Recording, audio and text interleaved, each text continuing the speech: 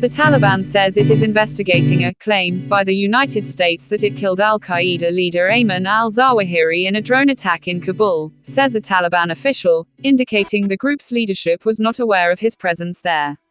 The US said it killed al-Zawahiri with a missile fired from a drone while he stood on a balcony at his Kabul hiding place on Sunday.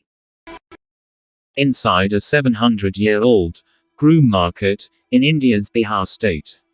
In an annual event in Madhubani district, grooms stand in public display and male guardians of the brides select them for marriage. In the scorching heat of a July afternoon in eastern India's Bihar state, a man in his mid-30s nervously stands in the corner of a field.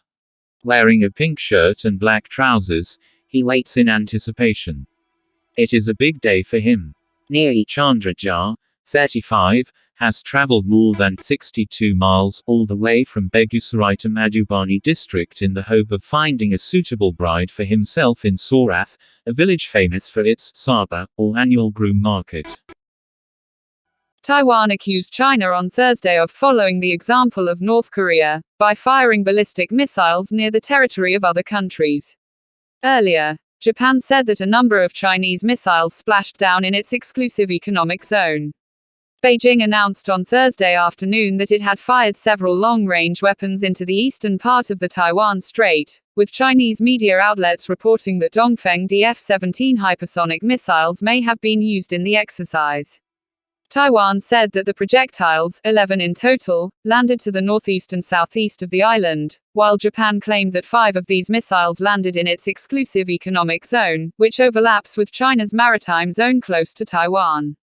The Chinese missile launches threatened Taiwan's national security, raising regional tensions, and affecting normal international conditions, transportation and trade, read a statement from the Ministry of Foreign Affairs in Taipei. Taiwan strongly condemns the Chinese government following the example of North Korea in the arbitrary test firing of missiles in waters close to other countries, the statement continued, concluding with a call to the international community to condemn China's actions.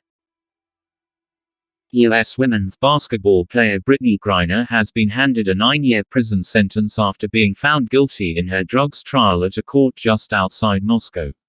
The sentence is only slightly more lenient than the one demanded by prosecutors earlier on Thursday, after they had requested a 9.5-year term for Griner. In addition, the presiding judge ordered Griner to pay a fine of 1 million Russian rubles as part of the case, after she was found guilty of attempting to smuggle illegal narcotics into the country. Griner's legal team immediately said they would appeal the sentence, according to reports from Kimki City Court. Griner had claimed in her defense that the hashish oil vape cartridges found in her luggage at Sheremetyevo Airport on February 17 had ended up there unintentionally, after she had been packing in a hurry. Savik Shuster, a veteran journalist working in Ukraine, has reportedly been blacklisted by the government. Kiev has instructed border guards to prevent Shuster from entering the country, the news outlet Strana claimed on Thursday, citing a source. The ban was imposed under wartime emergency powers and will last for at least 3 years, a source in the Ukrainian authorities said, according to the report. The instruction is not to let him in because he is a foreigner, with no further explanation, the source said. The claim was disputed by Shuster's studio, while the Ukrainian authorities declined to comment on it. Shuster, who was born in Lithuania while it was still the Soviet Union, has the citizenship of Canada, where his family moved in 1971, and Italy, the home country of his former wife. He started his journalistic career in the 1980s and worked, among other outlets, for the Munich-based branch of the US government-funded Radio Free Europe Radio Liberty. He moved to Russia in the mid-1990s. In the mid-2000s, Shuster left Russia for Ukraine and became a fixture of the country's media landscape, predominantly as the host of a political talk show. His career in Ukraine stalled in 2016, when the TV personality claimed that then-President Pyotr Poroshenko was persecuting him for political reasons and moved to Italy. In 2019, he returned from self-exile to bring his talk show to the Ukraine 24 TV channel. He provided a platform for many speakers who were critical of President Vladimir Zelensky, who infamously accused Shuster of serving oligarchs and destabilizing Ukraine during a question-and-answer session last November.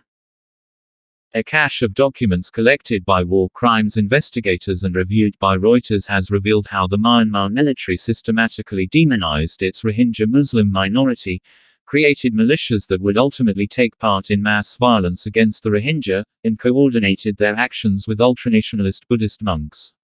The documents were collected by the Commission for International Justice and Accountability (CIJA), a non-profit founded by a veteran war crimes investigator and staffed by international criminal lawyers. The cache reveals discussions and planning around the purges of the Rohingya population, called textbook example of ethnic cleansing, by the UN and declared a genocide by the US, and efforts to hide military operations from the international community. For the past 4 years, these war crimes investigators have been working secretly to compile evidence they hope can be used to secure convictions in an international criminal court. The documents do not contain orders explicitly telling soldiers to commit murder or rape. Such smoking gun records are rare in the field of international justice. But key in the CIJA cache is the evidence of planning, said Stephen Rapp, a former U.S. ambassador at large for war crimes issues who now sits on CIJA's board. Everything in it points to this intention to engage in this kind of mass removal process, he said. CIJA has begun handing its Myanmar material to prosecutors in The Hague. The organization says the records implicate more than a dozen Burmese officials, most in the military.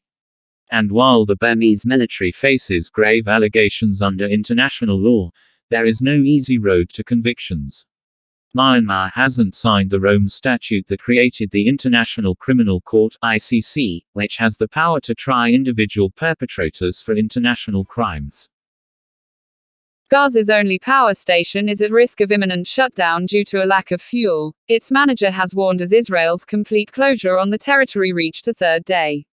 If industrial diesel needed for the plant to generate electricity does not enter today or tomorrow, the plant will stop generating electricity because there's not enough fuel to run it, said Rafiq Maliha, the station's general manager said on Thursday.